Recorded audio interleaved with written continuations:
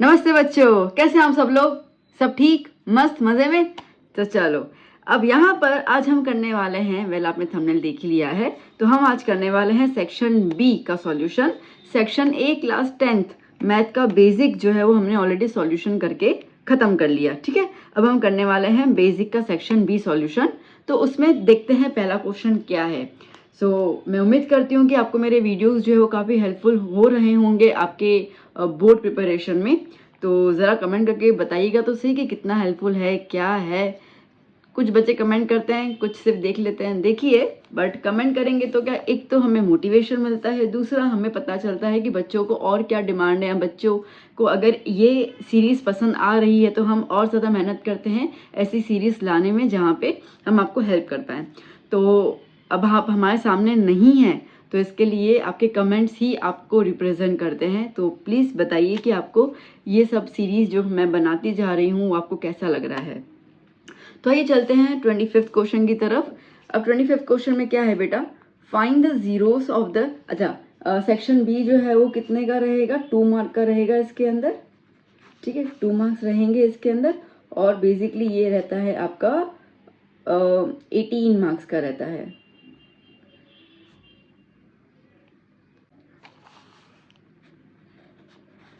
और इसमें टोटल आपको करने हैं 9 क्वेश्चंस और दिए होंगे 13।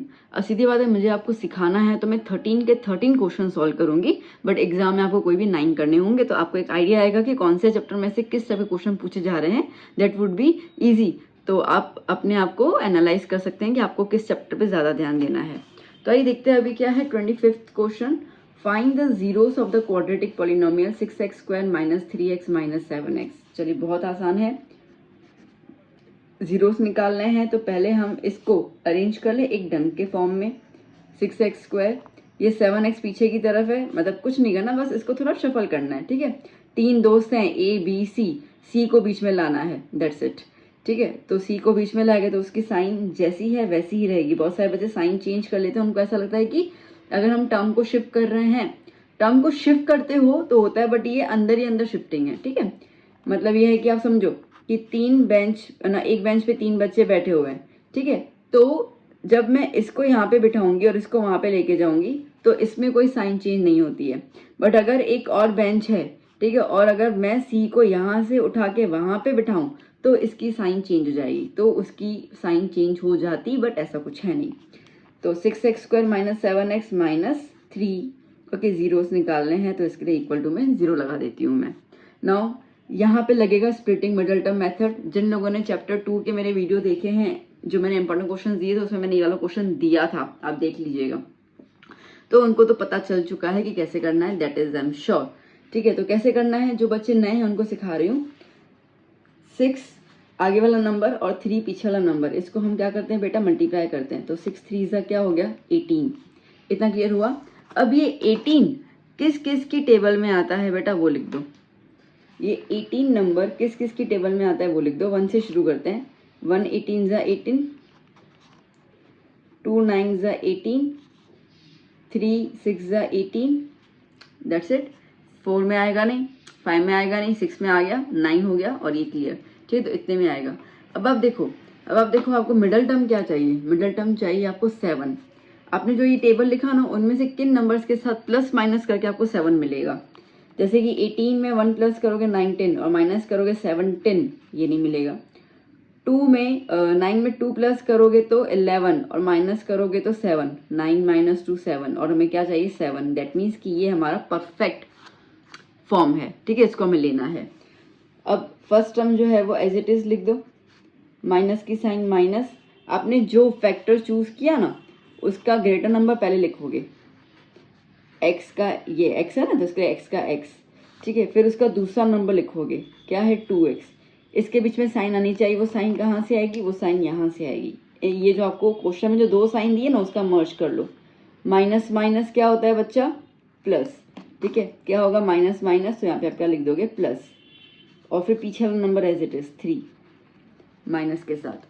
ठीक है, ऐसे करोगे ना बच्चा तो आपको कभी भी साइन में कोई दिक्कत नहीं आएगी। ठीक है, आप कितने भी सम उठा के देख लो, कितना भी डिफिकल्ट सम आपको इसमें उठा के देखना, आप देख लो। अगर आप इस टेक्निक से करोगे ना आपको कभी भी साइन की प्रॉब्लम नहीं आएगी और आपका आंसर एग्जैक्टली आ जाएगा। तो 3 टर्म के हमारे हो गए 4 टर्म। अब इन 4 टर्म को हम लोग 2 ग्रुप में डिवाइड कर लेते हैं। अब आप देखिए क्या कॉमन निकल रहा है, x और x कॉमन निकलेगा। 6 और 9 दोनों किसकी टेबल में आते हैं, 3 की टेबल में आते हैं। तो क्या हो गया, 3x कॉमन निकल गया। देखो 6 क्या होता है बेटा, 2 3 ज़ा 6 है ना। तो आपने 3 तो बाहर निकाल दिया, क्या बच गया, 2 बच गया। तो इसके लिए 2 अंदर लिखेंगे आप। x स्क्वायर है, एक x बाहर एक x अंदर। 9 क्या होता है बेटा, 3 3 ज़ा 9, तो एक 3 बाहर आ गया, एक 3 अंदर रह गया। प्लस अब इसके बीच में क्या कॉमन है मैम, कुछ भी नहीं, सीधी सी बात है। x यहाँ पर है, यहाँ पे नहीं है। 2 और 3, ना 2 की टेबल में 3 आता है ना 3 की टेबल में 2 आता है, मतलब कुछ कॉमन नहीं है। जब कुछ भी कॉमन नहीं हो तो क्या लिख दोगे, 1। ये प्लस की sign as it is plus, ठीक है, और ब्रैकेट आपका लिख दो। बच्चों 100% बता रही हूँ, ये दोनों ब्रैकेट सेम आते हैं, ये दोनों ब्रैकेट हमेशा सेम आते हैं, ठीक है। अगर आपका कहीं कोई ब्रैकेट में लोचा आ रहा है भले साइन को लेकर भी, दैट मीन्स कि तुम कहीं ना कहीं मिस्टेक कर रहे हो। 99% ये वाला ब्रैकेट बच्चों का सबका सही होता है, इस वाले ब्रैकेट में बच्चे मिस्टेक कर लेते हैं। तो इसके लिए याद करना, ये वाला ब्रैकेट ही आपका यहाँ पे आना चाहिए। तो जहाँ गलती कर रहे हो ना, एक बार आप खुद को देख लेना कि कहाँ आप मिस्टेक कर रहे हो। अभी दोनों ब्रैकेट सेम है ना, नहीं एक ही लिख देते 2 की जगह। और ये जो 2 बाहर के नंबर देखे ना आपने, 3x और 1, ठीक है, इसको दूसरे ब्रैकेट में लिख देते हैं। तो 3x + 1 = 0। तो चलिए 2x - 3 = 0, 3x + 1 = 0, दोनों ब्रैकेट के साथ इक्वल टू में 0 लगा दिया। तो ये क्या हो जाएगा, x = -3 वहाँ पे गया, ठीक है। अब देखो इसकी बेंच में शिफ्ट कर रही हूँ, इसको उठा के दूसरी बेंच पे रख रही हूँ मैं। तो -3 का क्या हो गया, +3, और ये 2 अपॉन में आ जाएगा, मल्टीप्लाई है ना। यहाँ पर x = ये +1 का बेंच शिफ्ट कर ली, तो -1 और 3 अपॉन में आ जाएगा। तो जीरोस क्या हो गए, 3/2 एंड -1/3। डन बच्चा, क्लियर आया समझ में, ठीक है। स्प्लिटिंग मेथड टर्म तो आप बेसिकली 8th स्टैंडर्ड से करते हुए आ रहे हो, तो मुझे नहीं लगता कोई डाउट होगा। फिर भी I explain you in a very simplest way कि जिन बच्चों को नहीं भी आता हो तो वो सीख लेंगे, ठीक है। तो अभी आप पेपर सॉल्व कर रहे हो, मैं दोबारा रिकमेंड कर रही हूँ आप लोगों को, please please please class 10th important board questions की सीरीज को आप देखते जाइए। मैं उस पर चैप्टर डालती जा रही हूँ। ये तो अभी एक सैम्पल पेपर है, बट मैं आपको गारंटी दे रही हूँ, आपने वो सब किया और उसके बाद जब गाला सॉल्व करने को आएगी ना, आपको रत्ती भर भी तकलीफ नहीं होगी गाला सॉल्व करने में। तो प्लीज़ वो सैम्पल पेपर्स को स्टार्ट कर लीजिए जब तक गाला रिलीज हो। चलिए अब हम बात करते हैं नेक्स्ट क्वेश्चन की।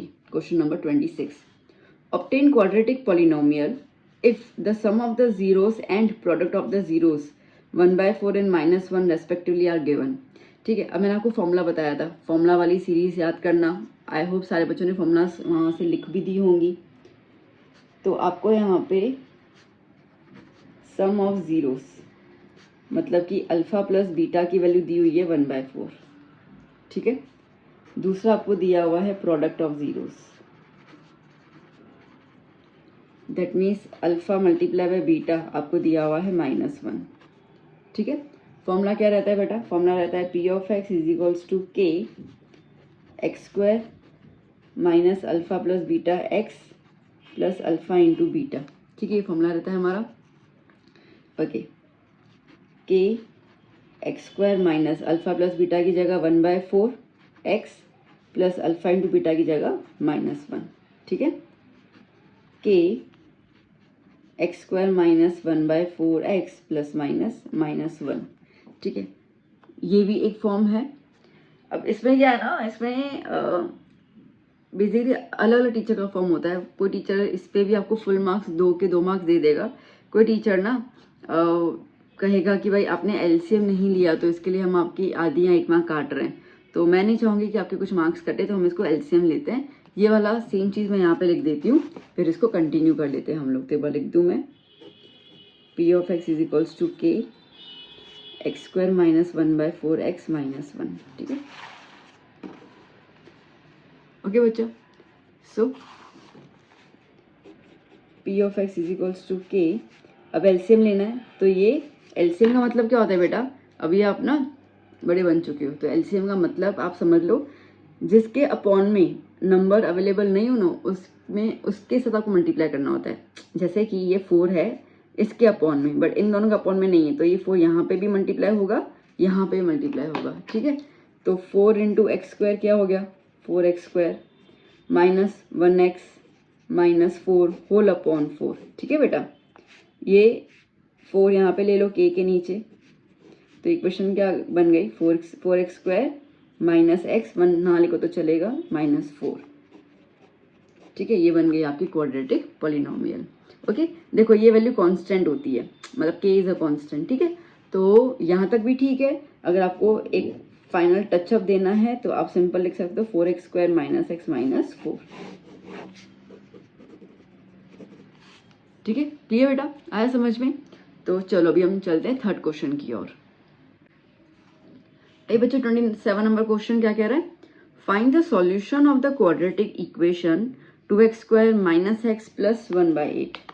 ओके, आपको इक्वेशन दी हुई है 2x² -x + 1/8 = 0 by the factorisation method. Okay, factorisation method is nothing but the middle term splitting method. अभी देखा नहीं ये वाला क्वेश्चन, बस वही करना है और कुछ नहीं है। तो फैक्टराइजेशन बोल दो, मिडल टर्म स्प्लिटिंग मेथड बोल दो, एक ही बात है। ठीक है, एक ही बात है, कोई बड़ी बात नहीं है यहाँ पर। तो अब ना सबसे पहले आपको क्या करना होता है कि अगर अपॉन में कोई नंबर दिया हुआ है तो पहले अपॉन वाले का झंझट हटा दो। ठीक है, उसके अलावा ना फिर हम लोग आंसर निकल जाएगा, फिर कंफ्यूजन होगा। तो मैंने अभी आपको क्या सिखाया? अभी मैंने आपको क्या सिखाया कि अपॉन में कोई नंबर होता है, ठीक है, तो उसको एलसीएम ले लेना चाहिए। मैंने अभी बताया ना, बस वही चीज़ यहाँ पे भी करेंगे हम लोग। ठीक है, ये ऐसा नहीं कि किसी क्वेश्चन के ऊपर अप्लाई होता है, ये मैथ्स के हर कॉन्सेप्ट पे अप्लाई होता है। ठीक है बेटा, तो जैसे यहाँ पे अपॉन में नंबर है, यहाँ पे नहीं है, तो एलसीएम ले लो, मतलब कि ये इसके साथ भी और ये इसके साथ भी मल्टीप्लाई हो जाएगा।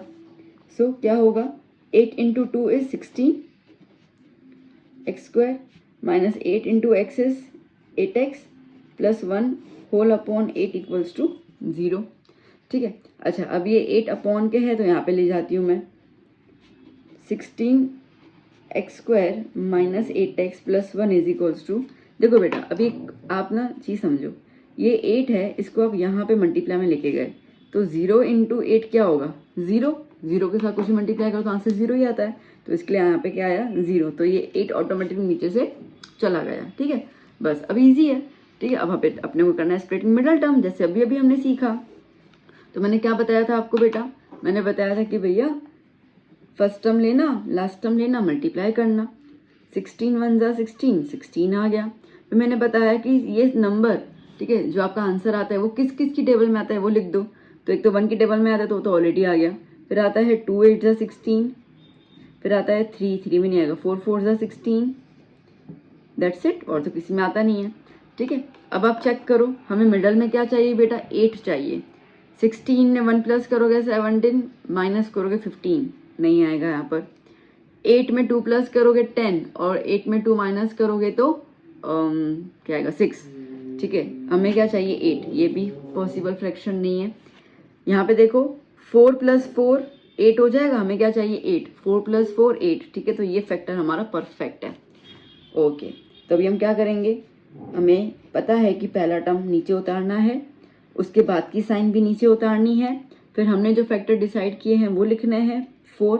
वैसे तो अपन ग्रेटर नंबर लिखते हैं, बट ये दोनों नंबर सेम है। ठीक है, 4x, फिर हमें क्या करना होता है, हमें साइन देखनी होती है, तो हम इन दोनों को मर्ज कर लेंगे, minus plus minus, minus plus minus, minus लिख दिया, दूसरा नंबर लिख देंगे, और फिर लास्ट वाला टर्म साइन के साथ नीचे उतार के लिख देंगे, है ना। बोलते बोलते करोगे, इजीली आपसे स्प्लिटिंग वाला फॉर्म हो जाएगा। 4 आ गए अभी टर्म्स, तो चलो ये 2 और ये 2 के फैक्टर्स निकालने अपने को। ओके, अब कॉमन क्या क्या दिख रहा है, x और x। ठीक है, x और x कॉमन है। 16 और 4, क्या 4 की टेबल 16 आता है? हाँ मैम आता है, तो 4 कॉमन निकल जाएगा। ठीक है, 16 कब आता है 4 की टेबल में, 4 × 4 = 16। समझ रहे हो मेरी बात को? जैसे ये 16 है तो इसको हम क्या लिखते हैं, 4 × 4 = तो 1 4 तो बाहर आ गया, काटो, बाकी 1 4 बचा वो अंदर लिख दो। ठीक है, तो क्या आ गया 4x² है, तो 1x अंदर और 1x बाहर, माइनस। अच्छा, ये पूरा का पूरा टर्म बाहर नजर आ रहा है ना, मतलब ये एज इट इज टर्म बाहर है, मतलब यहाँ पे कुछ बचा ही नहीं। तो जब टर्म में कुछ भी अनकॉमन नहीं है जो हम यहाँ पे लिखे, तो उसकी जगह पे 1 लिख देंगे। चलो शाबाश, ये माइनस की साइन माइनस की। अब यहाँ मुझे बताओ x x दिख रहा है, नहीं दिख रहा है। 4 और 1 में क्या कॉमन है? कुछ भी कॉमन नहीं है, तो 1 निकाल देंगे अपन बाहर, मतलब जहाँ पे कुछ कॉमन नहीं है तो हमें 1 लिख देना है और ये ब्रैकेट लिख देंगे हम लोग, मतलब ये नंबर इस ब्रैकेट में लिख देंगे। अब बेटा यहाँ पे ध्यान देना, मैंने क्या कहा था? मैंने कहा था कि जो ये ब्रैकेट आता है वो सबका सही होता है, गलती यहाँ पे करते हैं। तो ये ब्रैकेट में 4 और x के बीच में साइन क्या है? माइनस की, तो यहाँ पे भी क्या लगा दोगे? माइनस की। मैम ऐसे कैसे आपने माइनस लगा दिया भाई? अरे लॉजिक समझा रही हूँ माँ बाप, मैथ है। देखो अब जब इस टर्म को ब्रैकेट में लिखोगे ना तो बाहर की साइन क्या है? माइनस की है। तो जब भी बाहर साइन माइनस होती है तो अंदर वाली साइन चेंज हो जाती है, तो माइनस प्लस माइनस। अब मुझे ऐसा है कि क्या बच्चों को इतना ज़्यादा मैं हेक्टिक चीज़ बताऊँ तो सिंपल, जो ये ब्रैकेट है ये ब्रैकेट आपको लिख देना है, बस आपको कॉमन निकालने आना चाहिए। सो एक ब्रैकेट आया मेरा 4x माइनस 1, दूसरा भी मेरा आया 4x माइनस 1, ठीक है। तो ये अपना आंसर आ गया solution. So 4x minus 1 and 4x minus 1 is the answer, ठीक है। x की वैल्यू तो फाइंड द सॉल्यूशन है, रूट्स निकाले ना बेसिकली, हाँ तो ठीक है ना। तो 4x माइनस 1 इक्वल्स टू 0, तो x is equals to minus 1 वहाँ पे जाएगा तो +1 और अपॉन में क्या हो गया 4। अब जो आंसर इसका आया वही इसका भी आएगा, तो x की वैल्यू 1/4 आई है 2 बार, ठीक है, क्योंकि पावर 2 है और 2 बार x का आंसर आता है, ठीक है बेटा। क्लियर? सब समझ में आया अच्छे से? चलो शाबाश, चलते हैं नेक्स्ट क्वेश्चन की ओर। नाउ बच्चों 28 number question, find the 30th term of an AP. AP का हमें क्या निकालना है? 30th टर्म निकालना है। तो चलिए पहले सारी के सारी वैल्यूज बता देते हैं। आपको सीरीज दी हुई है 10 7 4, तो a कितना है 10, d कितना हो जाएगा? d का फॉर्मूला होता है a2 माइनस a1, मतलब कि second term minus first term, कितना हो जाएगा -3। ओके, n कितना है 30। ओके, तो हमें कह रहा है कि 30th टर्म निकालो, मतलब कि हमें a30 निकालना है ना। ओके, अब a30 का फॉर्मूला क्या होगा? a30 is equals to a plus 29d। Section A वाला फॉर्म देखा था ना, वीडियो देखा था ना, सेक्शन ए बताया था ना उसमें मैंने, ठीक है। तो क्या मैंने बताया था कि आपको a के साथ जो नंबर दिया हो ना, जैसे a30 है तो d के साथ एक नंबर कम करके उसको प्लस में लिख देना, ठीक है। तो a प्लस 29d। अगर नहीं समझ आया है तो कोई दिक्कत नहीं है, कोई टेंशन नहीं है, फॉर्मूला तो आपको पता ही है, a n is equals to a plus n minus 1d, पता है ना। कोई नहीं, इसमें लगा दो a30, a प्लस एन की जगह क्या हो जाएगा 30 minus 1d, a plus 30 minus 1 is 29d, ठीक है। आ गया वही वाली चीज़ जो मैं लिखी, ये डायरेक्टली लिख दिया, ठीक है। ये लिखोगे तो ना ज़्यादा मार्क्स मिलेंगे और ये लिखोगे तो ना कोई मार्क्स कटेंगे, बात एक ही है। ओके, तो अगर आपको ये चीज़ आ जाती है क्लियरली तो ठीक है, वरना आप ये वाली फॉर्मूला अप्लाई कर सकते हो, हालांकि कुछ टफ नहीं है। आपको जो भी टर्म निकालने को कहते हैं ए के साथ जो आप डी लिखते हो उसमें 1 माइनस करके वाला टर्म लिख दो, ठीक है। चलो अब ए की वैल्यू कितनी दी हुई है 10, 29, डी की वैल्यू क्या है -3। सो 10 प्लस 3 9 27, 2 कैरी 6 7 8 -87, ठीक है। तो 10 प्लस माइनस -87, तो a30 की वैल्यू क्या आ गई -77 आंसर, ठीक है, डन। चलो नेक्स्ट क्वेश्चन नंबर 29, क्या बोल रहे हैं यहाँ पर? Find the sum up to 10 terms, ठीक है, हमें सम निकालना है 10 टर्म्स को मिलाकर। तो अब देख लेते क्या क्या दिया हुआ है। AP दिया हुआ है आपको, जिसमें A की वैल्यू 2 हो जाएगी, AP इज 2 7 12। D क्या होता है A2 minus A1, that is 7 minus 2 कितना हो गया 5। Okay, sum up to 10 terms, मतलब n दिया हुआ है 10 आपको, और आपको SN निकालना है, ठीक है। अब SN का फॉर्मूला क्या होता है बेटा? SN is equals to n/2 2a plus n minus 1d, है ना। तो S10 is equals to 10/2, 2a की जगह पर 2 प्लस 10 माइनस 1 d की जगह पर 5, ठीक है। देखो यहाँ पर 2 1 जा 2 5 जा, सो ये हो गया 5, 2 2 जा 4 प्लस 10 माइनस 1 9 और ये 5, ठीक है। 5 4 प्लस 9 5 जा 45, ठीक है, यही कर दूँ। So S10 is equals to 5, 45 plus 4 49, 9 5 ज़ा 45, 4 कितना आया, सम ऑफ 10 टर्म्स इज 245, ठीक है, clear.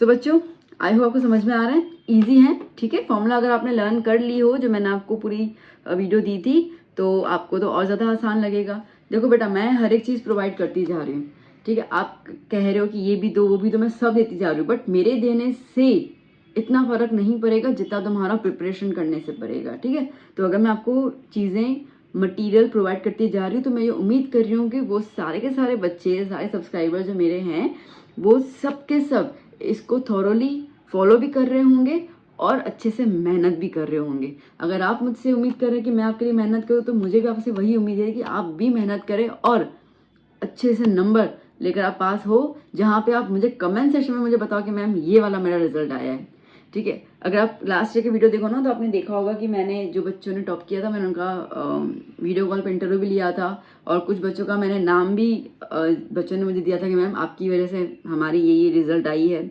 And I was like damn happy.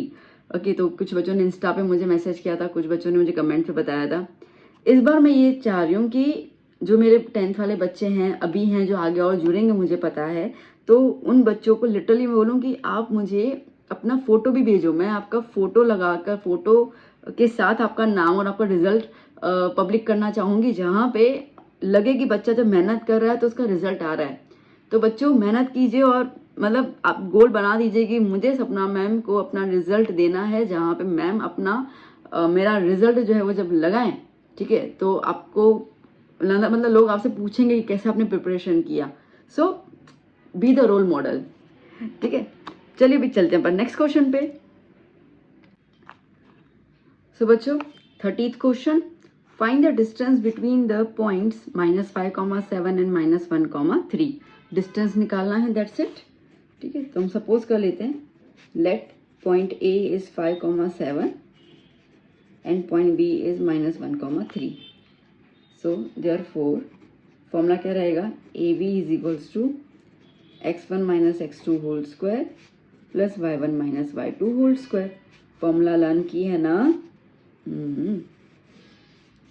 Okay, अब देखो, ये जो a की वैल्यू से ना, उसको मैं x1 और y1 मान लेती हूँ, और ये b की वैल्यू से उसको x2 और y2 मान लेती हूँ, ठीक है। पेंसिल से लिख देना, तो दिक्कत नहीं आएगी सब्स्टिट्यूट करने में।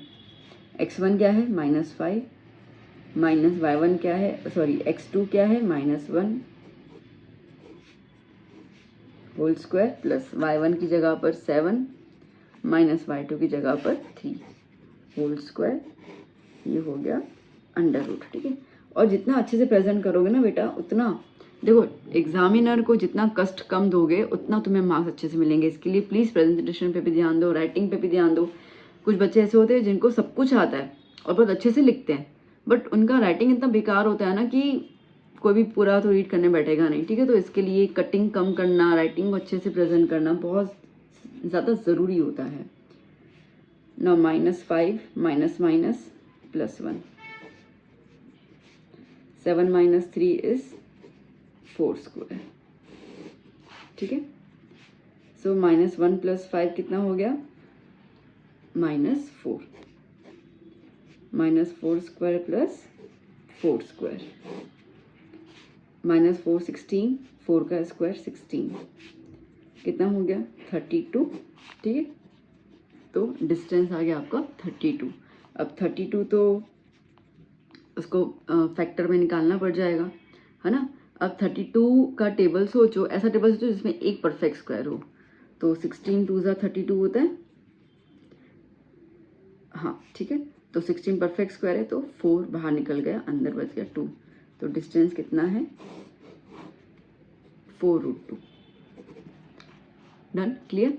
अच्छा, अब अगर आपको ये चीज़ समझनी है कि मैम ने क्या किया, तो कोई बात नहीं बेटा, आप ना 32 के ये नॉर्मल फैक्टर्स निकाल दो, ये तो निकालने आते हैं ना, ठीक है। 2 1 ज़ा 2, 16 ज़ा 2, 8 ज़ा 16, 2 4 ज़ा 2, 2 ज़ा 2 1 ज़ा, ठीक है। तो एक 2 3 4 5, 1 2 3 4 5 ऐसे लिख दो और फिर 2 2 का पेयर बना दो। ये 2 का पेयर बना, ये 2 का पेयर बना, अब ये अकेला रह गया। तो जो पेयरिंग बन गई ना उसको 2 को 1 यूनिट मानो, ठीक है। तो 2 को 1 यूनिट मानो, तो ये 1 यूनिट आ गया, ये भी 1 आ गया, और जो जिसका कोई जोड़ीदार नहीं है उसको अंदर रख दो। तो 2 2 सा क्या हो जाएगा 4√2 आया सेम इस तरीके से, ठीक है। So there are many ways to solve the sum, कोई दिक्कत नहीं है ना बच्चों। 31st question, find the mid point of the line segment joining A B, line segment A B joining the points, ठीक है। तो चलो लाइन सेगमेंट ए बी,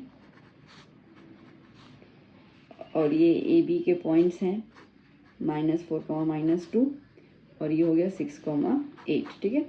हमें ये जो मिड पॉइंट है ना, मिड पॉइंट का मतलब क्या हो गया कि इस लाइन को जो इक्वल हिस्से में काटेगा, हमें इसके पॉइंट्स ढूंढने हैं, ठीक है। तो find the points of the mid point of the line segment, ठीक है।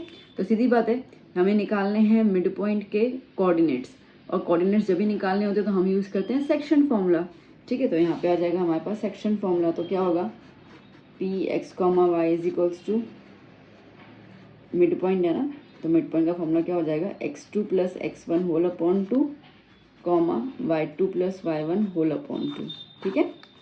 अब आप इसको x1 और इसको y1 मानो, इसको x2 और इसको y2 मानो, ठीक है। So Px, y is equals to x2 क्या है 6, x1 क्या है -4 होल अपॉन 2, y2 क्या है 8, y1 क्या है -2 होल अपॉन 2। सो 6 + -4 अपॉन 2, 8 + -2 होल अपॉन 2, ठीक है। सो 6 - 4 इज 2, 2 अपॉन 2, 8 - 2 इज 6 अपॉन 2, है ना। ये कट के 1 मिल गया, ये 2 1 जा 2 3 जा 3 आ गया, ठीक है। So the coordinates of the point P, x is 1, 3। Done, clear बच्चों। तो यहाँ पे अपन ने 31 क्वेश्चन कंप्लीट कर लिया। टोटल 37 तक है, मतलब कि 25 से हमने स्टार्ट किया था ना, टोटल 37 तक जाते हैं, ठीक है। तो अभी चलते हैं नेक्स्ट क्वेश्चन की तरफ। ना बच्चा, question number 32, if sin theta is equals to 3/5, sin theta is equals to 3/5, find cos theta and tan theta, ठीक है। चलिए पहले तो एक ट्रायंगल ड्रॉ कर लेते हैं हम लोग, बहुत ज़रूरत है। ये हो गया ABC, ठीक है। ये हो गया हमारा हाइपोटेन्यूस। अच्छा, अब थीटा दिया हुआ है तो आप A और C में से, B तो 90 डिग्री होगा ना, तो A और C में से कोई भी एंगल मान लो। तो समझो हम A को थीटा मान लेते हैं। अगर A को थीटा माना तो A के सामने वाली साइड ऑपोजिट हो जाएगी और A के बगल वाली साइड एडजेसेंट हो जाएगी। इतना क्लियर, चलो शाबाश।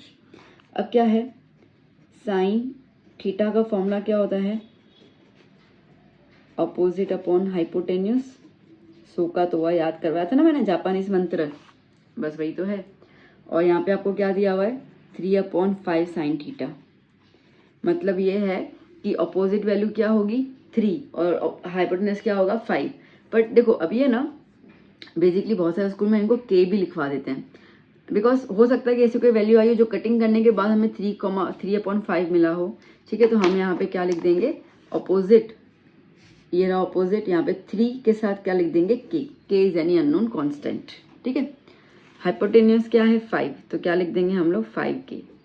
कोई इसमें कोई टेंशन नहीं है, ठीक है। हर एक टीचर का अलग अलग होता है, तो वो कुछ टीचर्स कहते हैं, ठीक है, कुछ टीचर्स कहते हैं कि फॉर एग्जाम्पल कि नीचे आपको मिला है, ठीक है, नीचे आपको ऐसा, भाई आपको ये पूरा नंबर ऐसा मिला हो 15/25 फॉर एग्जाम्पल, तो 5 का टेबल लग जाएगा, 5 3 जा 5 5 जा, तो आंसर क्या है 3/5, ठीक है। तो वो टीचर से कहते हैं कि ज़रूरी तो नहीं है कि 3/5 ही आंसर हो, ऐसा कोई नंबर हो सकता है जो कटिंग करने के बाद आया, तो इसके लिए वो के अज्यूम करवाते हैं, ठीक है।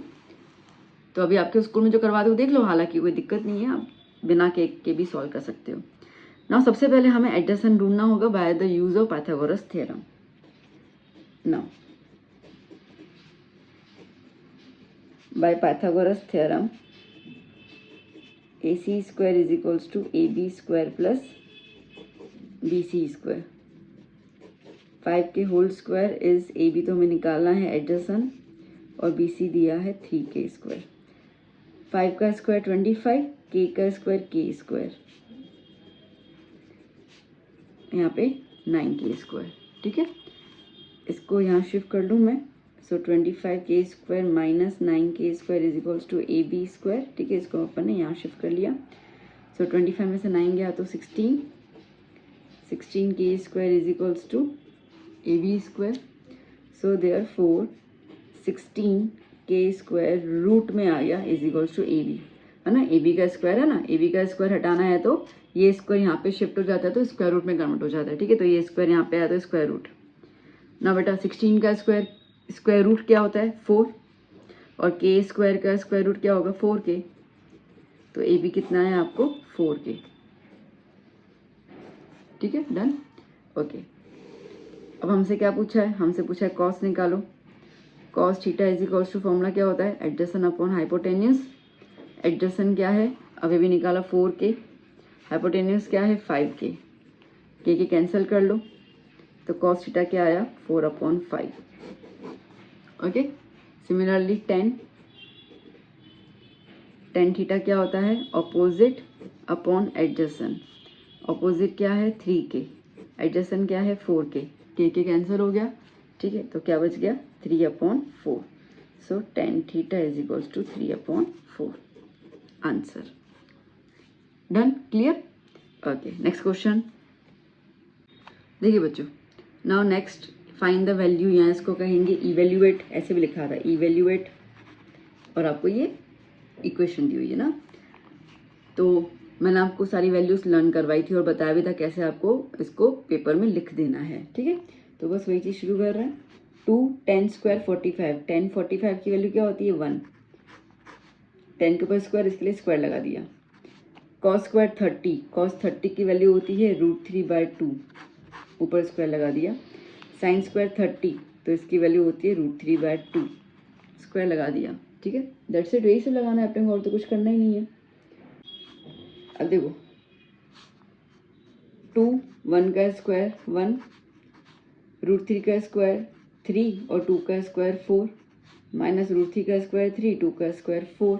ठीक है, ये दोनों कट गए, 2 1 जा 2, सिंपल, आ गया आंसर। ठीक है, ओके, नेक्स्ट 34 नंबर क्वेश्चन। ना बच्चों 34th question, an observer 1.5 metre tall is 28.5 metre away from a chimney. ठीक है, समझो कि एक चिमनी है और इस चिमनी से 28.5 मीटर की दूरी पर एक ऑब्जर्वर है जिसकी खुद की हाइट, उसकी खुद की हाइट कितनी है 1.5 मीटर, जितनी उसकी खुद की हाइट है। The angle of elevation of the top of the chimney from her eyes.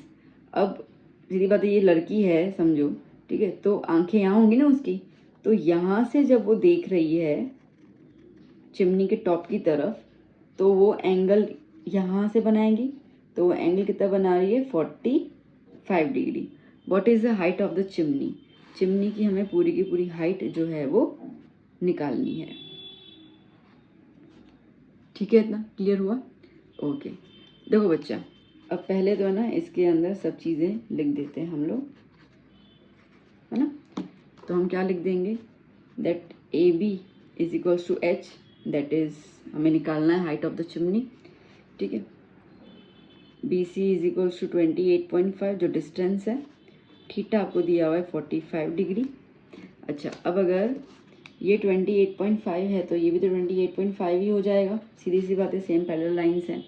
ठीक है, तो हम एक काम करते हैं, पहले हम AD निकाल देते हैं और AD को हम लोग मान लेते हैं X। ठीक है, अच्छा, ये लड़की 1.5 मीटर की है तो इतना तो उसका डिस्टेंस आ ही गया ना, चिमनी की टोटल हाइट में से लड़की की 1.5 मीटर हाइट तो यहाँ पे इंक्लूड हो ही जाएगी। ठीक है, बाकी हमें निकालना है AD।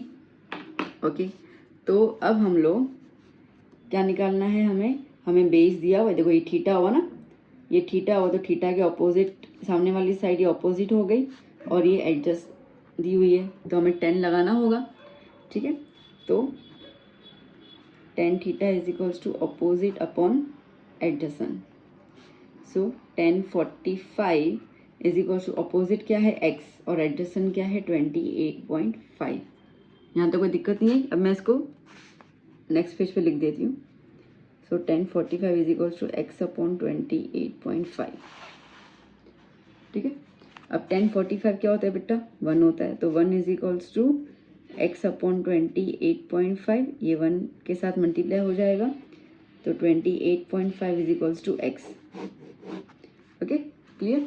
अब आप फिगर देखो, टोटल ए बी है, साइड में देखते जाओ, मैं लिख रही हूँ ए बी। ये ए बी किससे मिलके बना है, A D plus D B से। A B is height, A D is X और डी बी 1.5, ठीक है। हाइट इज इक्वल्स टू, अब हमने x निकाल दिया 28.5 प्लस जो लड़की की हाइट के हिसाब से ऐड करेंगे वो हो जाएगा 28.5 में 1.5 ऐड कर लो, 0 10 30, कितना आया 30 metre. So the height of the chimney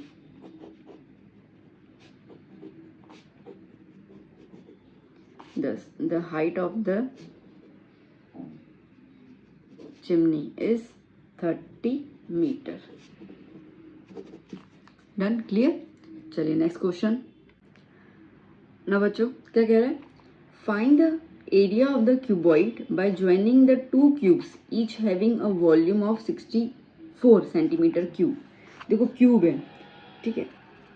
अब क्यूब जो होता है वो स्क्वायर शेप का होता है ना, like it's a 3D of square. Formula का वीडियो देखा ना आपने, हाँ ठीक है। तो ये कह रहा है कि दो क्यूब आप ज्वाइन कर लो। अब देखो आपके सामने सामने जब दो क्यूब ज्वाइन कर लेते हैं तो बेसिकली पूरा का पूरा फिगर कैसा बन जा रहा है, क्यूबॉइड नहीं बन जा रहा है, ठीक है। तो कह रहा है कि जब आप दो क्यूब ज्वाइन करो तो क्यूबॉइड बन रहा है, तो वो क्यूबॉइड का आपको एरिया निकालना है। अब ये area is nothing but the T A से, ठीक है। हमें क्या निकालना होगा, टी ए से। ओके, अब क्यूबॉइड के लिए तो हमें लेंथ ब्रेथ और हाइट चाहिए, तो हमें तो इसका कुछ दिया नहीं है। तो हमें दिया क्या है, हमें दिया है 64 सेंटीमीटर क्यूब वॉल्यूम, ठीक है। तो basically volume of cube is 64 centimetre cube, ठीक है। अब वॉल्यूम का फॉर्मूला क्या होता है, एल क्यूब। तो L cube is equals to 64, है ना। तो एल इज इक्वल्स टू 64 का क्या हो जाएगा, क्यूब रूट। 64 का क्यूब रूट क्या होता है बच्चा, 4। तो एल आ गया 4। अब आपको पता है कि क्यूब के अंदर, बेटा सुनना, क्यूब के अंदर लेंथ ब्रेथ और हाइट तीनों सेम होती है ना, क्लियर। अच्छा, अभी क्यूबॉइड है तो देखो ये क्यूबॉइड का लेंथ, ये लेंथ मान लेते हैं, ये एल और ये एल, तो ये भी 4 सेंटीमीटर, ये भी 4, तो क्यूबॉइड के लिए एल कितना हो गया, 8 सेंटीमीटर, ठीक है, क्योंकि दोनों को जोड़ दिया ना। अच्छा, बाकी ये जो हाइट होगी वो सेम रहेगी, ठीक है, ब्रेथ सेम रहेगा, तो वो सब सेम रहेगा। तो जब भी हम लोग क्यूबॉइड की बात करेंगे ना यहाँ पर, तो क्यूबॉइड में एल हो जाएगा क्या, 8 सेंटीमीटर ना, दोनों का प्लस करके, समझ आया ना। ब्रेथ 4 वो ऐसे रहता है और हाइट भी सेम रहेगा 4 सेंटीमीटर। तो हमें टी ए से निकालने को कह रहे हैं, तो टी ए से is equal to 2 L B plus B H plus H L. So 2 8 into 4 plus 4 into 4 plus 4 into 8, है ना। एल की जगह 8 लगा दिया, बाकी जगह पे 4 4 लगा दिया। 2 8 4 जा 32, 4 4 जा 16 प्लस 32। ओके, प्लस कर लेते हैं, 32 प्लस 32 64, 64 प्लस 16 कितना हो जाएगा, 80 ना। और 2 इंटू 80 क्या हो जाएगा, 160 centimetre square. So the T S of cuboid is 160 centimetre square, ठीक है। बेसिकली किताब में तो ऐसा ही क्वेश्चन दिया, पर उसमें if I am not wrong उसमें वॉल्यूम ही निकालने को कहा जाता है क्यूबॉइड का, ठीक है। यहाँ पे इन लोगों ने हमें टी ए से बोला है, तो ठीक है, क्या फ़र्क पड़ता है, हमें तो वैल्यूज मिल गई। ओके बच्चा, क्लियर। तो चलो अब चलते हैं अपन नेक्स्ट क्वेश्चन की ओर। देखिए बच्चों 36 क्वेश्चन, both radius and height of a cylinder are equal. Okay, तो आपको सिलेंडर दिया हुआ है और इसमें रेडियस और हाइट दोनों सेम बोले गए हैं। If its radius is 7 centimetre अब अगर 7 सेंटीमीटर रेडियस है तो सीरीज बात है हाइट भी कितना हो गया बच्चा जी 7 centimetre. Find the volume of the cylinder, volume निकालना है, इतना इजी सम। सो वॉल्यूम का फॉर्मूला होता है पाई आर स्क्वायर एच। ओके, पाई की वैल्यू 22/7, आर आ गया 7 का स्क्वायर और हाइट आ गया 7। ये 7 कैंसिल आउट, ठीक है। सो 22 इंटू 7 का स्क्वायर इज 49। तो चलिए 49 में से अपन 22 मल्टीप्लाई कर लेते हैं। सो 2 9 ज़ा 18, 8 9 फिर से 98, 8 17 10, ठीक है। कितना आया 1078 वॉल्यूम है इसके लिए centimetre cube. Done done done डना done, clear. Okay, now last question बच जाता है आपका सेक्शन बी का। सो लेट्स स्टार्ट ना बच्चों। 37 क्वेश्चन बहुत इजी है, बहुत इजी है। क्या कह रहा है, फाइंड द मोड, मोड निकालना है। L, F0, F1, F2, H सब की वैल्यू दी हुई है, तो बस लगाओ formula. Z is equals to L plus F1 minus F0 upon 2F1 minus F0 minus F2, ठीक है, मल्टीप्लाई बाय H। चलिए तो Z is equals to L कितना है 40, F1 क्या हुआ 7, F0 कितना है 3 अपॉन 2F1 मतलब कि 2 into 7 minus F0 3 minus F2 6, okay, multiply by H कितना हो गया 15। सो 40 प्लस 7 माइनस 3 4, 7 2 ज़ा 14 माइनस 3 प्लस 6 9, है ना। देखो माइनस माइनस प्लस, तो 3 और 6 को प्लस करेंगे 9 आएगा, multiply by 15। Okay, so 40 plus 4, सो 14 में से 9 गया तो 5, ओके, मल्टीप्लाई बाय 15। 5 1 ज़ा 5 3 ज़ा 15, मैं यहीं कंटिन्यू कर लेती हूँ। Z is equals to 40 plus इसको ब्रैकेट में तो 4 इंटू 3, है ना, तो 40 प्लस 4 3 ज़ा 12, तो Z की वैल्यू क्या आ गई 52, ठीक है, क्लियर आंसर।